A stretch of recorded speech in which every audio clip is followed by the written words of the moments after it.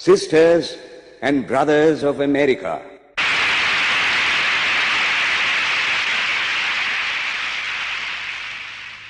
it fills my heart with joy unspeakable to rise in response to the warm and cordial welcome which you have given us.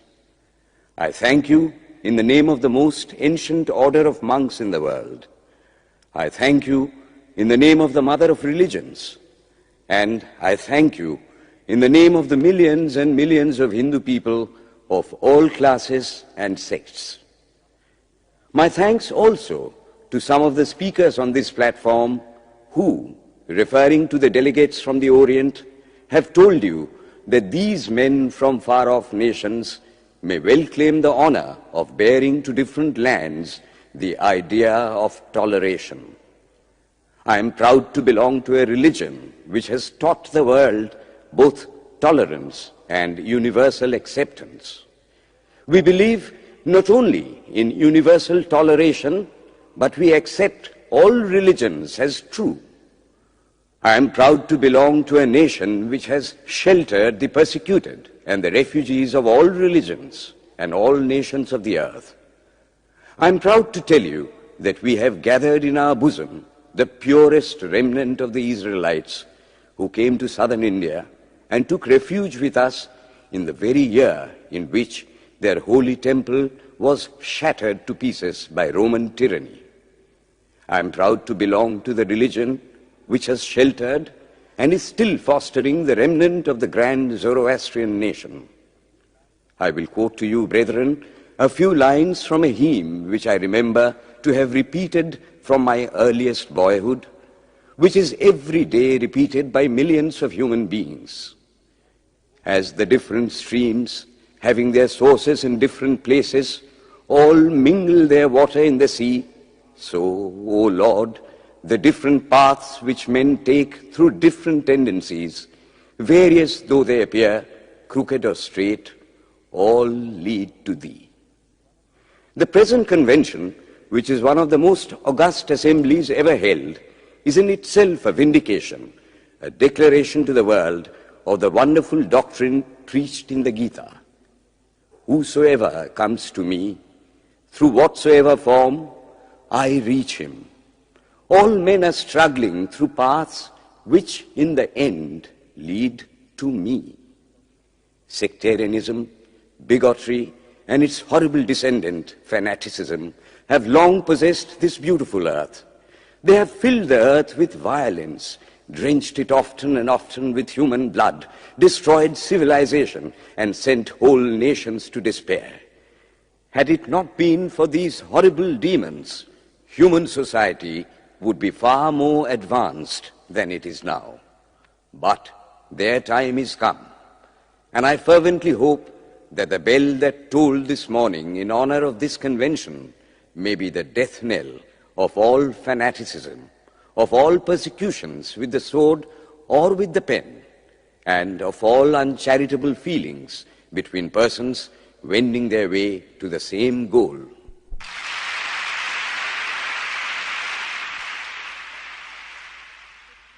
Ladies and gentlemen, on the agenda for today, the 15th of September, 1893, a galaxy of eminent speakers are scheduled to address us, and it gives us great pleasure to once again invite Swami Vivekananda to speak.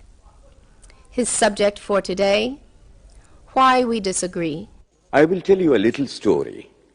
You have heard the eloquent speaker who has just finished say, "Let us cease from abusing each other," and he was very sorry that there should be always so much variance. But I think I should tell you a story which would illustrate the cause of this variance. A frog lived in a well. It had lived there for a long time.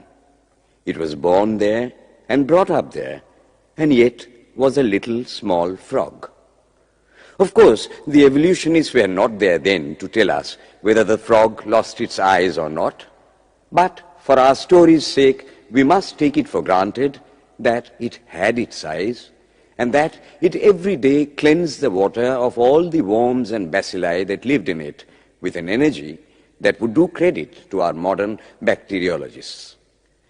In this way, it went on and became a little sleek and fat. Well, one day, another frog that lived in the sea came and fell into the well. "Where are you from?" "I am from the sea." "The sea? How big is that? Is it as big as my well?" And he took a leap from one side of the well to the other. "My friend," said the frog of the sea, "how do you compare the sea with your little well?" Then the frog took another leap and asked, "Is your sea so big?" "What nonsense you speak, to compare the sea with your well." "Well then," said the frog of the well, "nothing can be bigger than my well. There can be nothing bigger than this. This fellow is a liar, so turn him out." That has been the difficulty all the while. I am a Hindu. I am sitting in my own little well and thinking that the whole world is my little well. The Christian sits in his little well and thinks the whole world is his well. The Mohammedan sits in his little well and thinks that is the whole world. I have to thank you of America for the great attempt you are making to break down the barriers of this little world of ours, and hope that in the future the Lord will help you to accomplish your purpose.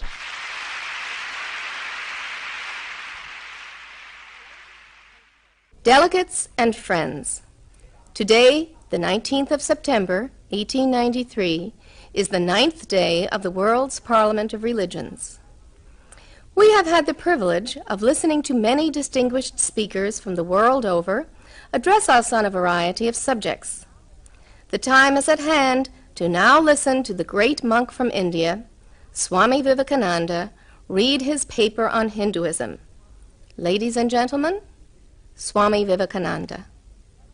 From the high spiritual flights of the Vedanta philosophy, of which the latest discoveries of science seem like echoes, to the low ideas of idolatry with its multifarious mythology, the agnosticism of the Buddhists and the atheism of the Jains, each and all have a place in the Hindu's religion. Where then, the question arises, where is the common center to which all these widely diverging radii converge? Where is the common basis upon which all these seemingly hopeless contradictions rest? And this is the question I shall attempt to answer. The Hindus have received their religion through revelation, the Vedas. They hold that the Vedas are without beginning and without end. It may sound ludicrous to this audience how a book can be without beginning or end. But by the Vedas, no books are meant. They mean the accumulated treasury of spiritual laws discovered by different persons in different times. Just as the law of gravitation existed before its discovery and would exist if all humanity forgot it, so is it with the laws that govern the spiritual world. The moral, ethical, and spiritual relations between soul and between individual spirits and the Father of all spirits were there before their discovery and would remain even if we forgot them. The discoverers of these laws are called rishis, and we honor them as perfected beings. I'm glad to tell this audience that some of the very greatest of them were women. Here it may be said that these laws, as laws, may be without end, but they must have had a beginning. The Vedas teach us that creation is without beginning or end. Science is said to have proved that the sum total of cosmic energy is always the same. Then, if there was a time when nothing existed, where was all this manifested energy? Some say it was in a potential form in God. In that case, God is sometimes potential and sometimes kinetic, which would make him mutable. Everything mutable is a compound, and everything compound must undergo that change which is called destruction. So, God would die, which is absurd. Therefore, there never was a time when there was no creation. If I may be allowed to use a simile, creation and creator are two lines without beginning and without end, running parallel to each other. God is the ever-active providence by whose power systems after systems are being evolved out of chaos, made to run for a time and again destroyed. This is what the Brahmin boy repeats every day. The sun and the moon the Lord created like the suns and moons of previous cycles. And this agrees with modern science. Here I stand, and if I shut my eyes and try to conceive my existence, what is the idea before me? The idea of a body. Am I then nothing but a combination of material substances? The Vedas declare, no. I am a spirit living in a body. I am not the body. The body will die, but I shall not die. Here am I in this body. It will fall, but I shall go on living. I had also a past. The soul was not created, for creation means a combination, which means a certain future dissolution. If then the soul was created, it must die. Some are born happy, enjoy perfect health with beautiful body, mental vigor, and all wants supplied. Others are born miserable. Some are without hands or feet. Others again are idiots and only drag on a wretched existence. Why, if they are all created, why does a just and merciful God create one happy and another unhappy? Why is he so partial? Nor would it mend matters in the least to hold that those who are miserable in this life will be happy in a future one. Why should a man be miserable even here in the reign of a just and merciful God? In the second place, the idea of a creator God does not explain the anomaly, but simply expresses the cruel fiat of an all-powerful being. There must have been causes then, before his birth, to make a man miserable or happy, and those were his past actions. Are not all the tendencies of the mind and the body accounted for by inherited aptitude? Here are two parallel lines of existence, one of the mind, the other of matter. If matter and its transformations answer for all that we have, there is no necessity for supposing the existence of a soul. But it cannot be proved that thought has been evolved out of matter. And if a philosophical monism is inevitable, spiritual monism is certainly logical and no less desirable than a materialistic monism. But neither of these is necessary here. We cannot deny that bodies acquire certain tendencies from heredity, but those tendencies only mean the physical configuration through which a peculiar mind alone can act in a peculiar way. There are other tendencies peculiar to a soul caused by his past actions, and a soul with a certain tendency would, by the laws of affinity, take birth in a body which is the fittest instrument for the display of that tendency. This is in accord with science, for science wants to explain everything by habit, and habit is got through repetitions. So, repetitions are necessary to explain the natural habits of a newborn soul, and since they were not obtained in this present life, they must have come down from past lives. There is another suggestion. Taking all these for granted, how is it that I do not remember anything of my past life? This can be easily explained.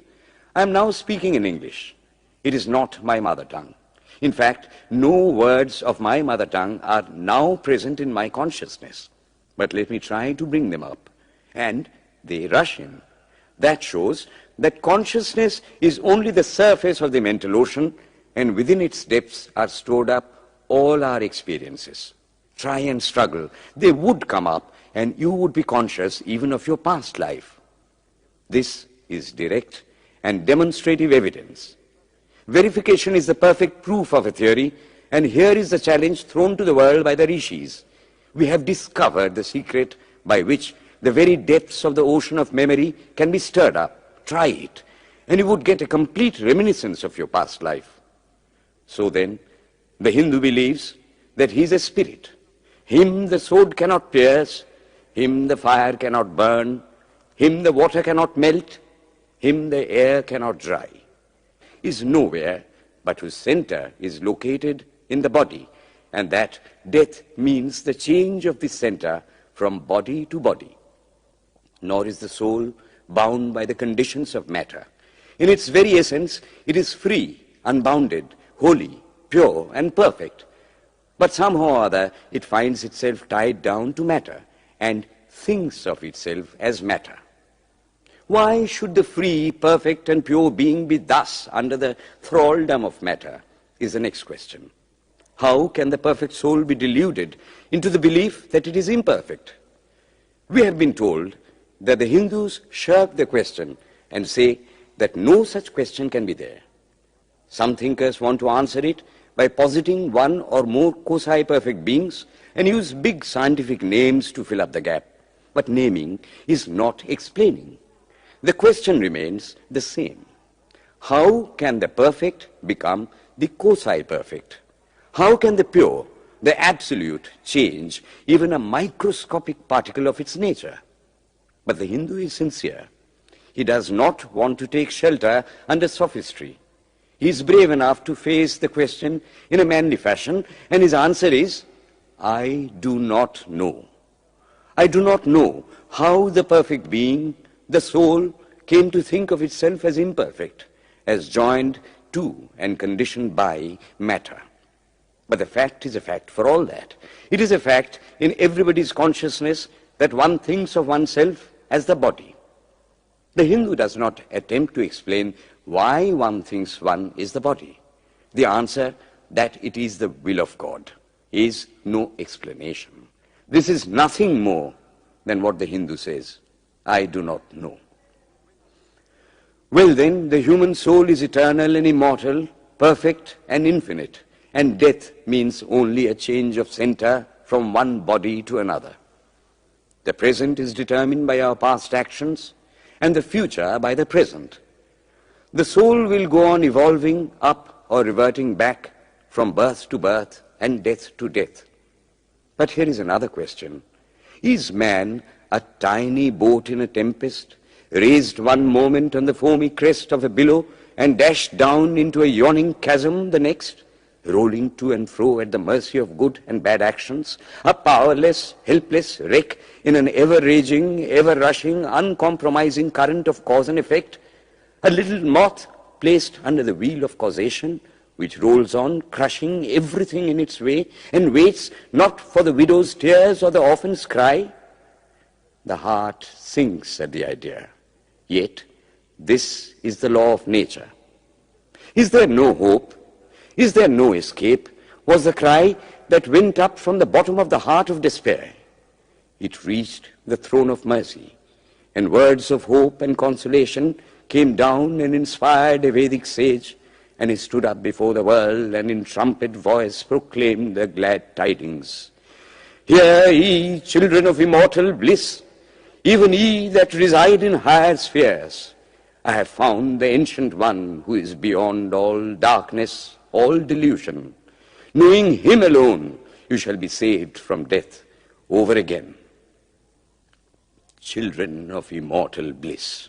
What a sweet, what a hopeful name.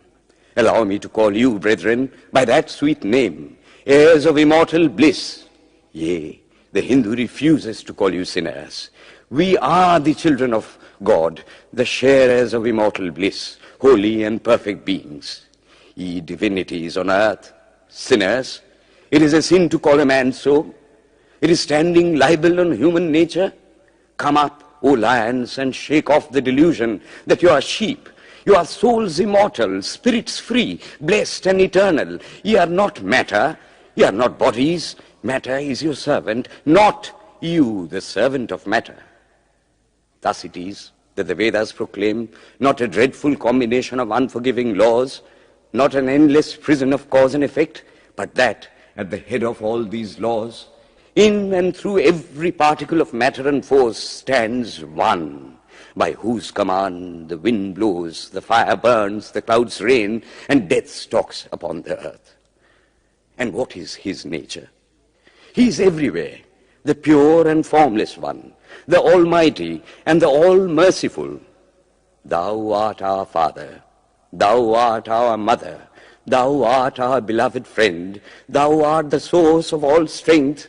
Give us strength. Thou art he that beareth the burdens of the universe. Help me bear the little burden of this life. Thus sang the rishis of the Vedas. And how to worship him? Through love. He is to be worshipped as the one beloved, dearer than everything in this and the next life. This is the doctrine of love declared in the Vedas, and let us see how it is fully developed and taught by Krishna, whom the Hindus believe to have been God incarnate on earth. He taught that a man ought to live in this world like a lotus leaf, which grows in water but is never moistened by water. So a man ought to live in the world, his heart to God and his hands to work. It is good to love God for hope of reward in this or the next world, but it is better to love God for love's sake. And the prayer goes, Lord, I do not want wealth, nor children, nor learning. If it be thy will, I shall go from birth to birth. But grant me this, that I may love thee without the hope of reward. Love unselfishly for love's sake. One of the disciples of Krishna, the then Emperor of India, was driven from his kingdom by his enemies and had to take shelter with his queen in a forest in the Himalayas. And there, one day, the queen asked him how it was that he, the most virtuous of men, should suffer so much misery. Yudhishthira answered, Behold, my queen, the Himalayas. How grand and beautiful they are. I love them. They do not give me anything, but my nature is to love the grand, the beautiful. Therefore, I love them. Similarly, I love the Lord. He is the source of all beauty, of all sublimity. He is the only object to be loved. My nature is to love him, and therefore I love. I do not pray for anything. I do not ask for anything. Let him place me wherever he likes. I must love him for love's sake. I cannot trade in love. The Vedas teach that the soul is divine, only held in the bondage of matter. Perfection will be reached when this bond will burst, and the word they use for it is, therefore, mukti, freedom. Freedom from the bonds of imperfection, freedom from death and misery. And this bondage can only fall off through the mercy of God, and this mercy comes on the pure. So, purity is the condition of his mercy. How does that mercy act? He reveals himself to the pure heart. The pure and the stainless see God, yea, even in this life. Then and then only all the crookedness of the heart is made straight. Then all doubt ceases. He is no more the freak of a terrible law of causation. This is the very center, the very vital conception of Hinduism. The Hindu does not want to live upon words and theories. If there are existences beyond the ordinary sensuous existence, he wants to come face to face with them. If there is a soul in him which is not matter, if there is an all-merciful universal soul, he will go to him direct. He must see him, and that alone can destroy all doubts. So, the best proof a Hindu sage gives about the soul, about God, is, I have seen the soul, I have seen God. And that is the only condition of perfection. The Hindu religion does not consist in struggles and attempts to believe a certain doctrine or dogma, but in realizing, not in believing, but in being and becoming. Thus, the whole object of their system is by constant struggle to become perfect, to become divine, to reach God and see God. And this reaching God, seeing God, becoming perfect, even as the Father in heaven is perfect, constitutes the religion of the Hindus. And what becomes of a man when he attains perfection? He lives a life of bliss infinite.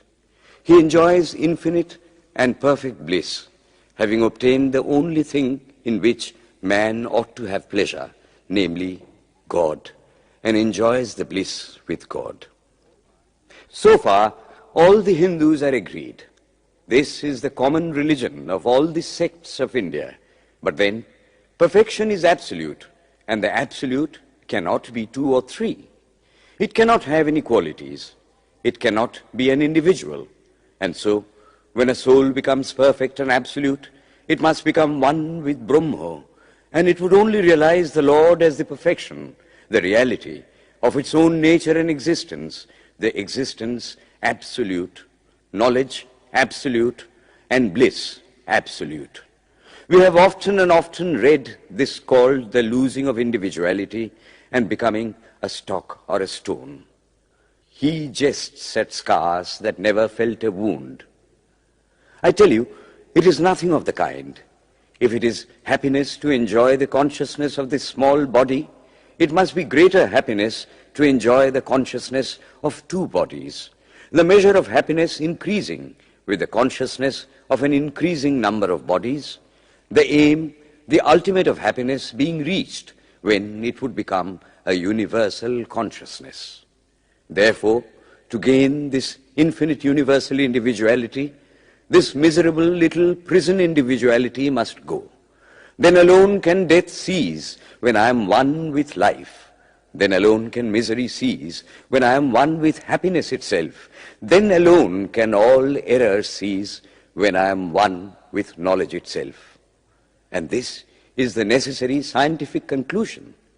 Science has proved to me that physical individuality is a delusion, that really my body is one little continuously changing body in an unbroken ocean of matter, and Advaita, or unity, is the necessary conclusion with my other counterpart, soul.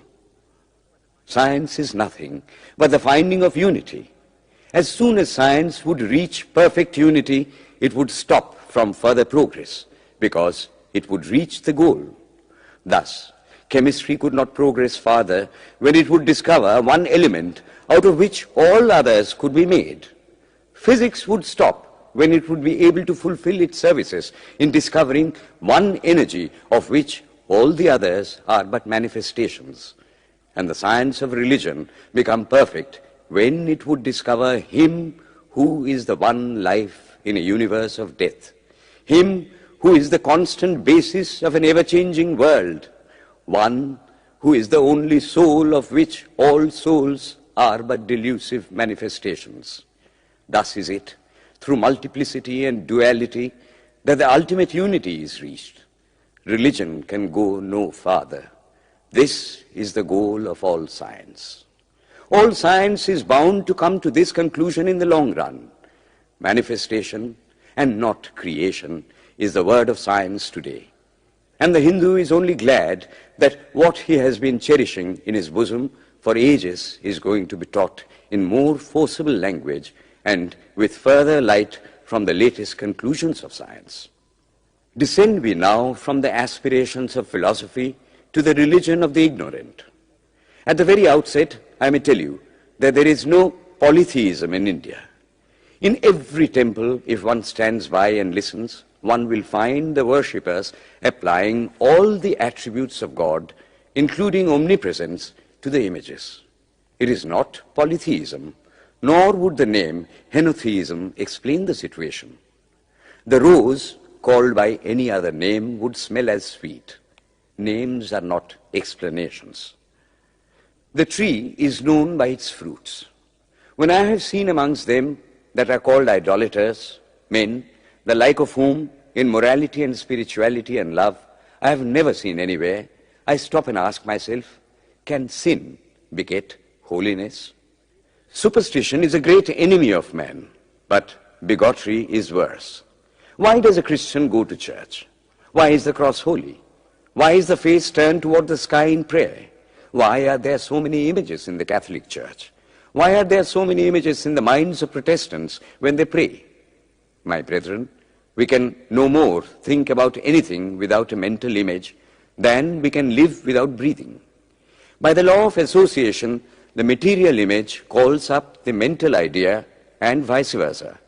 This is why the Hindu uses an external symbol when he worships. He will tell you it helps to keep his mind fixed on the being to whom he prays. He knows, as well as you do, that the image is not God, is not omnipresent.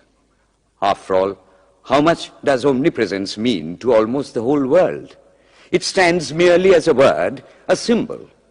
Has God superficial area? If not, when we repeat that word omnipresent, we think of the extended sky or of space. That is all. As we find that somehow or other, by the laws of our mental constitution, we have to associate our ideas of infinity with the image of the blue sky or of the sea, so we naturally connect our idea of holiness with the image of a church, a mosque, or a cross.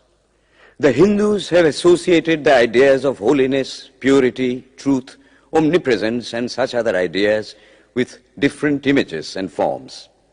But with this difference, that while some people devote their whole lives to their idol of a church and never rise higher, because with them religion means an intellectual assent to certain doctrines and doing good to their fellows, the whole religion of the Hindu is centered in realization. Man is to become divine by realizing the divine. Idols or temples or churches or books are only the supports, the helps of his spiritual childhood, but on and on he must progress. He must not stop anywhere. External worship, material worship, say the scriptures, is the lowest stage. Struggling to rise high, mental prayer is the next stage. But the highest stage is when the Lord has been realized. Mark, the same earnest man who is kneeling before the idol tells you, him the sun cannot express, nor the moon, nor the stars, the lightning cannot express him, nor what we speak of as fire. Through him they shine. But he does not abuse anyone's idol or call its worship sin. He recognizes in it a necessary stage of life. The child is father of the man. Would it be right for an old man to say that childhood is a sin or youth is a sin? If a man can realize his divine nature with the help of an image, would it be right to call that a sin? Nor, even when he has passed that stage, should he call it an error. To the Hindu, man is not traveling from error to truth, but from truth to truth, from lower to higher truth. To him, all the religions, from the lowest fetishism to the highest absolutism, mean so many attempts of the human soul to grasp and realize the infinite, each determined by the conditions of its birth and association, and each of these marks a stage of progress. And every soul is a young eagle soaring higher and higher, gathering more and more strength till it reaches the glorious sun. Unity in variety is the plan of nature, and the Hindu has recognized it. Every other religion lays down certain fixed dogmas and tries to force society to adopt them. It places before society only one coat which must fit Jack and John and Henry all alike. If it does not fit John or Henry, he must go without a coat to cover his body. The Hindus have discovered that the absolute can only be realized or thought of or stated through the relative, and the images, crosses and crescents are simply so many symbols, so many pegs to hang spiritual ideas on. It is not that this help is necessary for everyone, but those that do not need it have no right to say that it is wrong, nor is it compulsory in Hinduism. One thing I must tell you, idolatry in India does not mean anything horrible. It is not the mother of harlots. On the other hand, it is the attempt of undeveloped minds to grasp high spiritual truths. The Hindus have their faults, they sometimes have their exceptions, but mark this, they are always for punishing their own bodies and never for cutting the throats of their neighbors. If the Hindu fanatic burns himself on the pyre, he never lights the fire of inquisition. And even this cannot be laid at the door of his religion any more than the burning of witches can be laid at the door of Christianity. To the Hindu, then, the whole world of religions is only a traveling, a coming up of different men and women through various conditions and circumstances to the same goal. Every religion is only evolving a God out of the material man, and the same God is the inspirer of all of them. Why, then, are there so many contradictions? They are only apparent, says the Hindu. The contradictions come from the same truth, adapting itself to the varying circumstances of different natures. It is the same light coming through glasses of different colors, and these little variations are necessary for purposes of adaptation. But in the heart of everything, the same truth reigns. The Lord has declared to the Hindu in his incarnation as Krishna, I am in every religion as a thread through a string of pearls. Wherever thou seest extraordinary holiness and extraordinary power raising and purifying humanity, know thou that I am there. And what has been the result? I challenge the world to find throughout the whole system of Sanskrit philosophy any such expression as that the Hindu alone will be saved and not others. Says Vyasa, we find perfect men even beyond the pale of our caste and creed. One thing more, how then can the Hindu, whose whole fabric of thought centers in God, believe in Buddhism, which is agnostic, or in Jainism, which is atheistic? The Buddhists or the Jains do not depend upon God, but the whole force of their religion is directed to the great central truth in every religion, to evolve a God out of man. They have not seen the Father, but they have seen the Son. And he that hath seen the Son hath seen the Father also. This, brethren, is a short sketch of the religious ideas of the Hindus. The Hindu may have failed to carry out all his plans, but if there is ever to be a universal religion, it must be one which will have no location in place or time, which will be infinite like the God it will preach, and whose sun will shine upon the followers of Krishna and of Christ, on saints and sinners alike, which will not be Brahminic or Buddhistic, Christian or Mohammedan, but the sum total of all these, and still have infinite space for development, which in its Catholicity will embrace in infinite arms and find a place for every human being from the lowest groveling savage, not far removed from the brute, to the highest man towering by the virtues of his head and heart almost above humanity, making society stand in awe of him and doubt his human nature. It will be a religion which will have no place for persecution or intolerance in its polity, which will recognize divinity in every man and woman, and whose whole scope, whose whole force will be centered in aiding humanity to realize its own true divine nature. May he, who is the Brahma of the Hindus, the Ahura Mazda of the Zoroastrians, the Buddha of the Buddhists, the Jehovah of the Jews, the Father in heaven of the Christians, give strength to you to carry out your noble idea. The star arose in the east. It traveled steadily towards the west, sometimes dimmed and sometimes effulgent, till it made a circuit of the world. And now it is again rising on the very horizon of the east, the borders of the sun-bow, 1,000-fold more effulgent than it ever was before.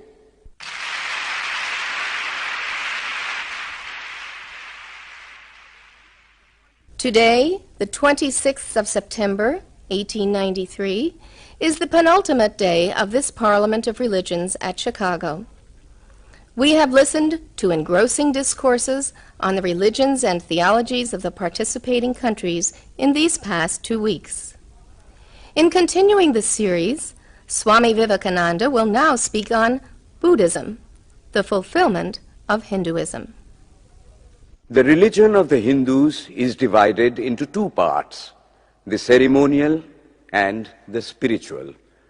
The spiritual portion is specially studied by the monks. In that, there is no caste. A man from the highest caste and a man from the lowest may become a monk in India, and the two castes become equal. In religion, there is no caste. Caste is simply a social institution. When Buddha was teaching, Sanskrit was no more the spoken language in India. It was then only in the books of the learned. Some of Buddha's Brahmin disciples wanted to translate his teachings into Sanskrit, but he distinctly told them, "I am for the poor, for the people. Let me speak in the tongue of the people." And so, to this day, the great bulk of his teachings are in the vernacular of that day in India. Whatever may be the position of philosophy, whatever may be the position of metaphysics, so long as there is such a thing as death in the world, so long as there is such a thing as weakness in the human heart, so long as there is a cry going out of the heart of man in his very weakness, there shall be a faith in God. Let us then join the wonderful intellect of the Brahmin with the heart, the noble soul, the wonderful humanizing power of the great master.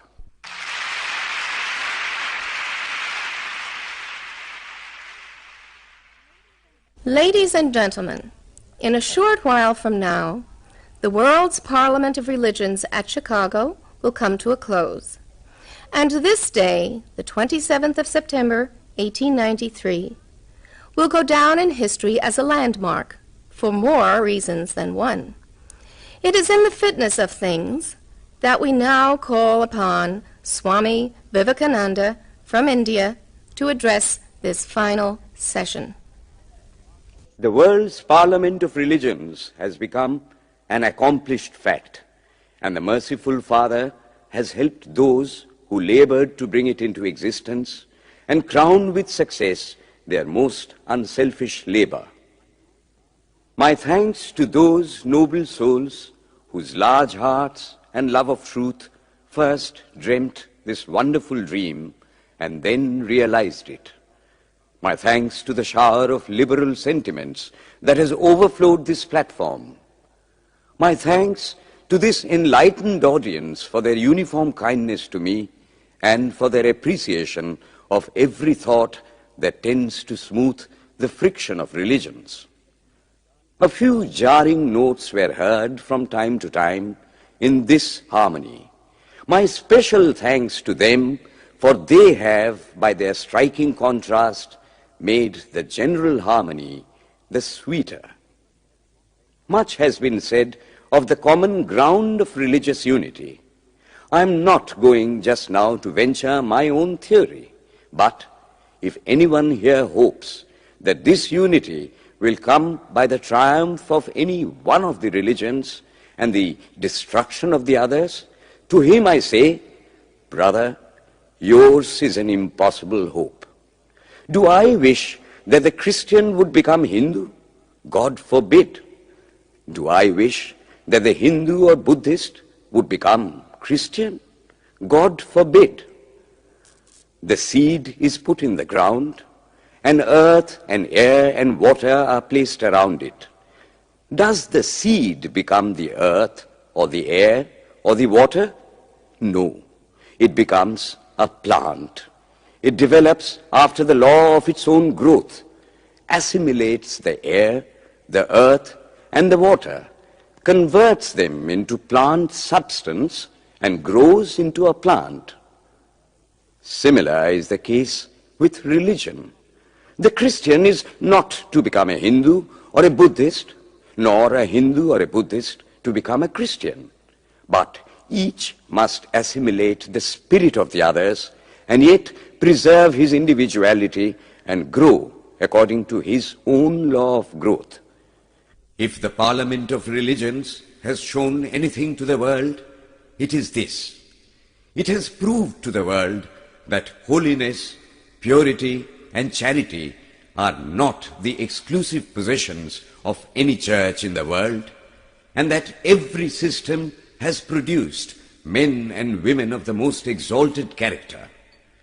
In the face of this evidence, if anybody dreams of the exclusive survival of his own religion and the destruction of others, I pity him from the bottom of my heart and point out to him that upon the banner of every religion will soon be written, in spite of resistance, help and not fight, assimilation and not destruction, harmony and peace and not dissension.